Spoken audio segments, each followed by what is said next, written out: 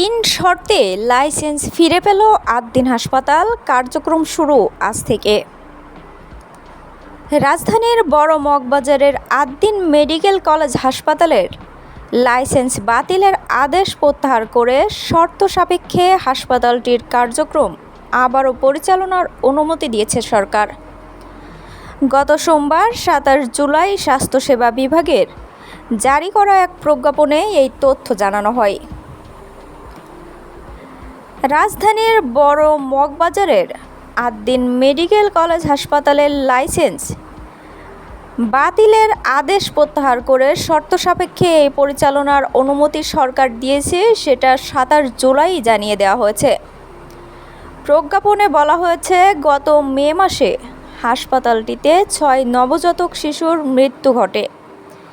সেই নবজাতক শিশুর মৃত্যুর ঘটনায় হাসপাতাল কর্তৃপক্ষের দাখিল করা আপিল এবং আপিলের অধিকতর বিবরণীর পরিপ্রেক্ষিতে একটি তদন্ত কমিটি গঠন করা হয়। ওই কমিটিকে গত ১৫ জুলাই ৩ কর্মদিবসের মধ্যে সরজমিনে পরিদর্শন করে প্রতিবেদন জমা দেওয়ার নির্দেশ দেওয়া হয়েছিল। তদন্ত কমিটির সরজমিন পরিদর্শনের পর দাখিল করা প্রতিবেদন সন্তোষজনক হওয়ায় হাসপাতালটির লাইসেন্স বাতিলের আদেশ প্রত্যাহার করে পুনরায় কার্যক্রম পরিচালনার অনুমতি দেওয়া হয়েছে।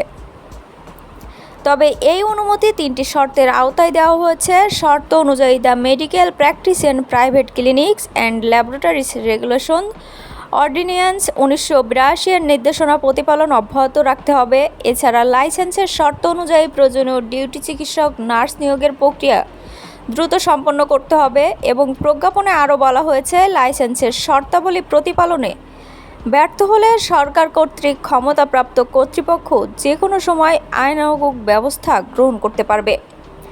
উল্লেখ্য, ৬ নবজাতকের মৃত্যুর ঘটনায় তদন্ত কমিটির প্রতিবেদনের ভিত্তিতে গত জুন মাসে আদ্দিন মেডিকেল কলেজ হাসপাতালের লাইসেন্স বাতিলের সিদ্ধান্ত নিয়েছিল সরকার। পরে হাসপাতাল কর্তৃপক্ষ ওই সিদ্ধান্তের বিরুদ্ধে আপিল করলে পুনরায় তদন্তের নির্দেশ দেওয়া হয় এবং সর্বশেষ তদন্ত প্রতিবেদনে সন্তোষ প্রকাশ করে সরকার লাইসেন্স বাতিলের আদেশ প্রত্যাহার করে হাসপাতালটির কার্যক্রম পুনরায় চালুর অনুমতি দেয়। এদিকে আদ্দিন ফাউন্ডেশনের পরিচালক কোম্পানি অ্যাফেয়ার্স তারিকুল ইসলাম মুকুল স্বাক্ষরিত এক সংবাদ বিজ্ঞপ্তিতে হাসপাতাল কর্তৃপক্ষ জানিয়েছে, লাইসেন্স ফেরত পাওয়ায় আগামী মঙ্গলবার সকাল ৮টা থেকে অর্থাৎ আজ ৮টা থেকে হাসপাতালের সব ধরনের চিকিৎসা সেবা শুরু হবে। ৪৫ দিন পর কার্যক্রম শুরুর অনুমতি পাওয়ায় আদ্দিন কর্তৃপক্ষ মহান আল্লাহর কাছে শুকরিয়া আদায় করেছে।